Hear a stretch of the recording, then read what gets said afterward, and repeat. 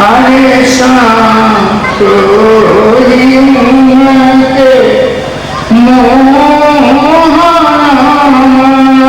मोहमाया पर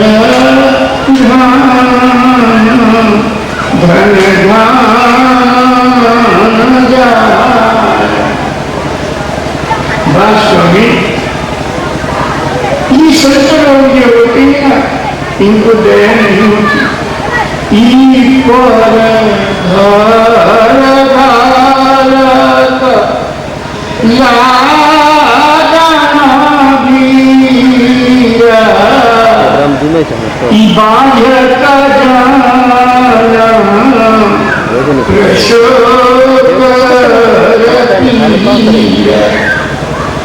जो स्त्री बन गया है, जिसे कभी बच्चा पैदा ही नहीं है, बड़ा बन गया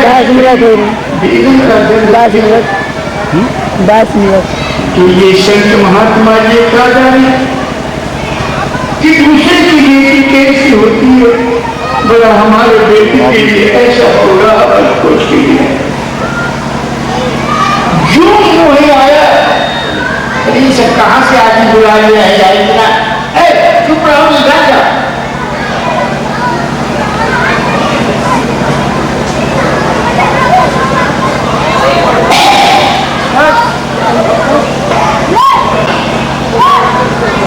माने इस बात का डॉक्टर है गाली, गाली कोई ऐसी चीज नहीं है कि गाली केवल जो आप लोग देते हो, ये गाली तो अलग है।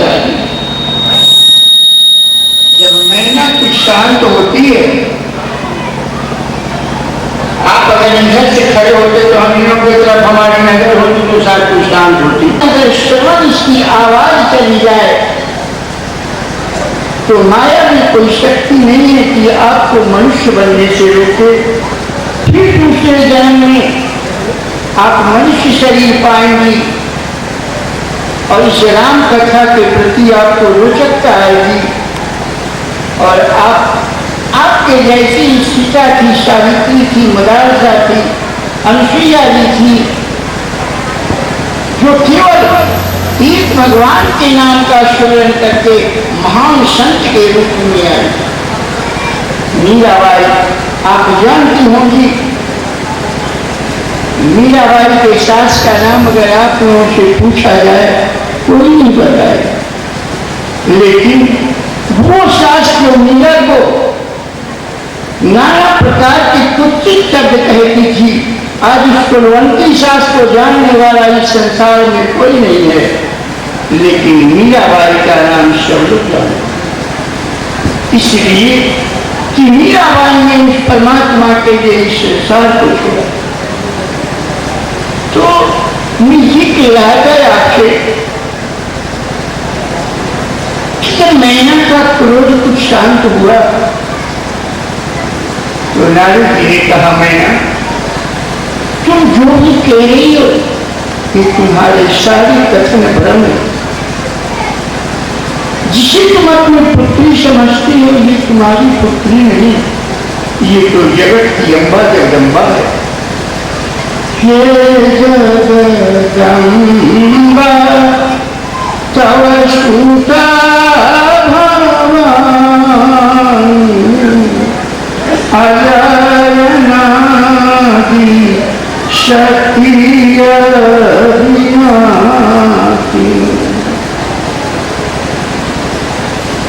ये तो अजय है, अजन्मा है, अविनाशी है, ये सदा शंभु अर्धंग निवासी, ये सदा भगवान शिव के बाएं भाग में सदा से इसका स्थान।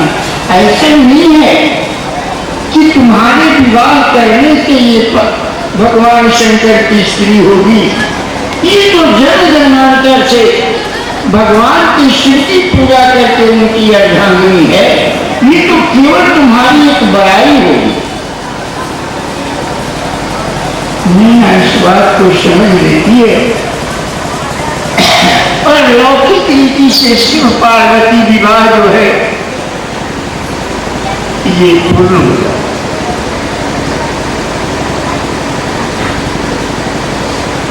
ब्रह्मा जी का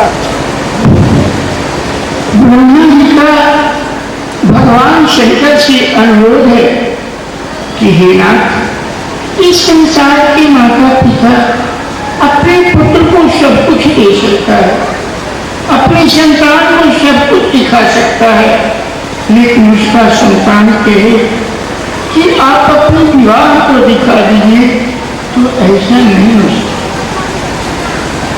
अर्थात ब्रह्मा जी का सीधे विवाह करने के लिए कहने में भय, कारण कि शिव पार्वती विवाह तो शाश्वत है ना। क्या कहते हैं, सकल सुरंग के हृदय शंकर परम ऊंचा, निज नयन देखन चाहती नाथ तुम्हारा विवाह। ये आपका विवाह देखना चाहता सज्जनों।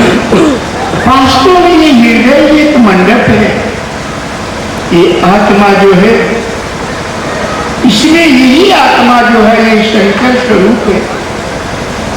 कोई ऐसा नहीं कि शंकर जी का बाहर जो पिंडी रोप दिया गया, बाबा विश्वनाथ का मंदिर, देवघर में बाबा का मंदिर, वास्तविक शंकर जी का मंदिर तुम्हारे हृदय में है। यही ज्योतिर्लिंग प्रतीक है, जिसने अपने जीवन में उस स्वरूप को, इस अभिजित आत्मा को, इस ज्योतिर्लिंग का दर्शन किया तो मोक्ष पद को पाया। ऐसे ही महापुरुष का मंदिर काशी विश्वनाथ है, बाबा देवघर। और इससे हृदयस्थ बाबा शंकर को प्राप्त करने के लिए आवश्यकता है प्रेम रूपी पार्वती की, श्रद्धा रूपी पार्वती की।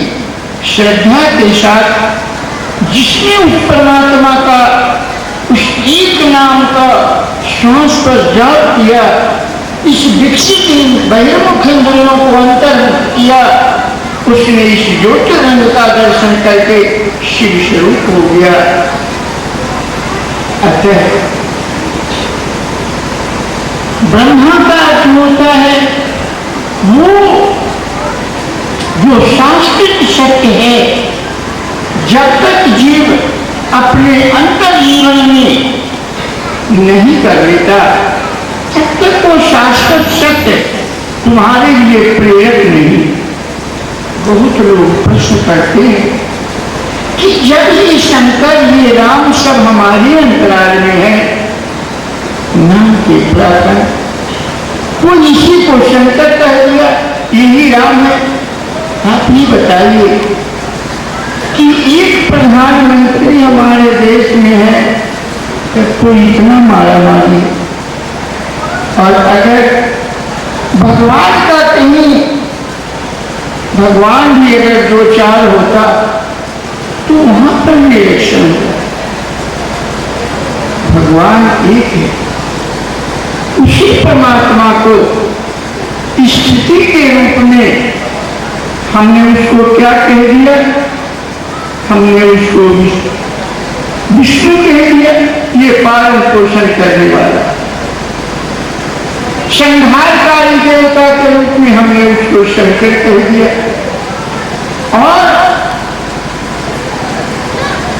सबको जन्म देने वाला, बनाने वाले के रूप में हमने उसी को ब्रह्मा कह दिया। अन्यथा केवल वेश बदल लेने मात्र से हम एक दूसरे के विरोधी हो जाएं, इसके बड़ी तो मूर्खता और कुछ हो नहीं। ईश्वर एक है, वो तो नहीं हो सकता। और अगर कोई कहता है कि ईश्वर दो है, तो इससे बड़ी मूर्खता और कुछ नहीं।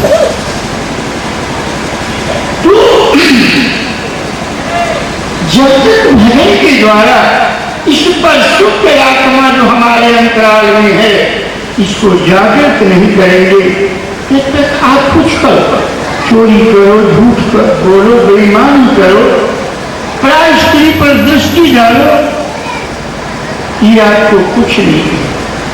लेकिन जिस समय भजन के द्वारा ये आत्मा जागृत हो जाती है, ये तुमको चलाएगी, तुमसे वैसी बात करेगी जैसे हम और तुम बैठ करके बात करें, घंटों बतियाएं और संपर्क न करें।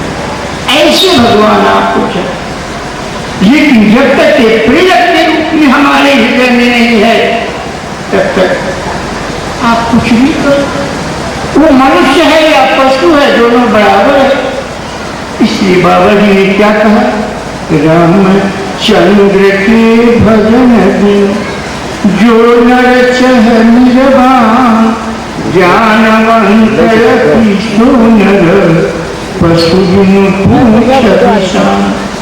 एक राम के भजन के बिना मनुष्य क्या है?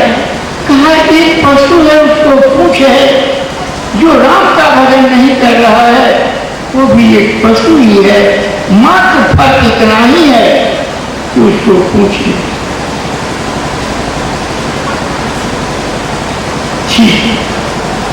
सीताराम विवाह इसी का द्योतक। भगवान राम के लिए आया है, ये रोचक भी कहीं हम बताएंगे। भगवान राम के लिए आया है। जनकपुर का एक नियम है, जन्माशय जब लड़का है तो जन्माशय से लड़का घोड़े पर करके लड़की के द्वार तक जाता है। तो राम किस घोड़े पर चढ़ता है? तुम्हारे हृदय से जो भगवान है, इसको चढ़ने के लिए जो घोड़ा है वो तुम्हारा मन है। अर्थात भगवान राम मन रूपी घोड़े पर सवार होकर के और महाराजा जनक के द्वार पर पधारते। तुमसे जग पार न लगे, भजन पार न लगे, ध्यान पार न लगे, केवल तुम इतना अपने जीवन में कर कि जिसको चाहे तुम अपने जीवन में गुरु माना। अगर तुमने गुरु नहीं माना, तुम्हें अपनी मां से प्रेम हो, भाई से प्रेम हो, पिता से प्रेम हो, उसी को इस मन रूपी घोड़े पर कोई सवारी दे दे। ये चंचल मन ही घोड़ा है। इस मन की चंचलता की सार्थकता हो जाए। और महाराजा जनक के द्वारा राम के पद प्रक्षालन क्या है? भगवान के चरणों में अहंता को समर्पित करो। आदमी अहंता से सिर ऊंचा किएगा। हमारा इतना बड़ा अहंकार, लेकिन वही व्यक्ति जब अपनी लड़की की शादी करता है तो अपने द्वार पर एक छोटा सा लड़का विवाह करने के लिए आता है, उसका पद प्रक्षालन करता है। मानो हम लड़का में भगवान का रूप देखते हैं, हमारी लड़की सीता स्वरूपनी है। इस पद प्रक्षालन के द्वारा मानो आज तक तो हम अपने हृदय में अहंकार की भाव रखते थे, ये अहंकार हम भगवान के चरणों में समर्पित हैं। परमात्मा भाष्य है, जो परमात्मा सर्वव्यापी है, वो परमात्मा को तू ससीम कैसे बनाए? उस परमात्मा को ससीम बनाने की विधि देखो, इस विवाह के रूप में भगवान देते हैं। इसी विवाह को हमने लौकिक रूप में हम करते हैं। इसको किस प्रकार से पारलौकिक रूप में उस असीम परमात्मा को ससीम बनाया जाता है, ये तुम्हारे मानस में दिया। क्या कहा? कैसे उस असीम परमात्मा को हम ससीम बनाते हैं?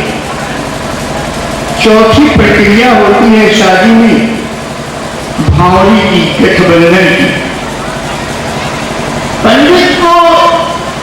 पंडित जी होम करा करके कई होम विधिवत गांठ जोड़ी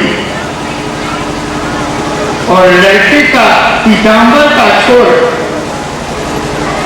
लड़की के सुनर के छोर से जोड़ दिया जाता।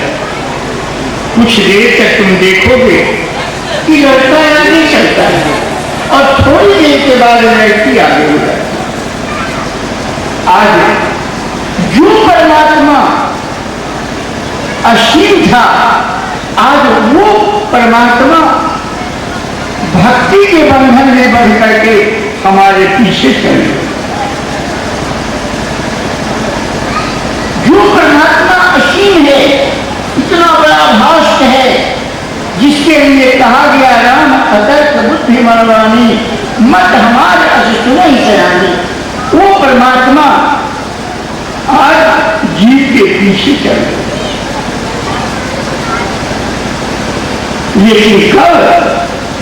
जब साधक अपने मन की चंचलता अर्थात इस मन रूपी घोड़े पर अपने इष्ट की सवारी दे दे। दूसरी बात, ये अहंकार और ममता भगवान के चरणों में समर्पित कर दे, परमात्मा बन गए।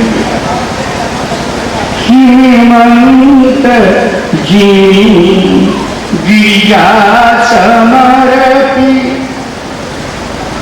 हरि श्री सगर गई, तिनी जानत राम सिय समर्पी विश्व कल कीरति नहीं। भगवान शिव पार्वती से कहती है, पार्वती जरा देखो तो क्या ये जन सुना मजापी सोना भवानी विभवंधना का कहीं न ज्ञान। पार्वती देखो तो कितनी उल्टी बात है, जिसका नाम का यजन करके संसार के प्राणी भवबंधन को काट लेता है, आज वही परमात्मा प्रेम के वश में होकर के और जीव के बंधन में, जो असीम परमात्मा है, भक्ति के वश में आकर के वो बंधन में आए,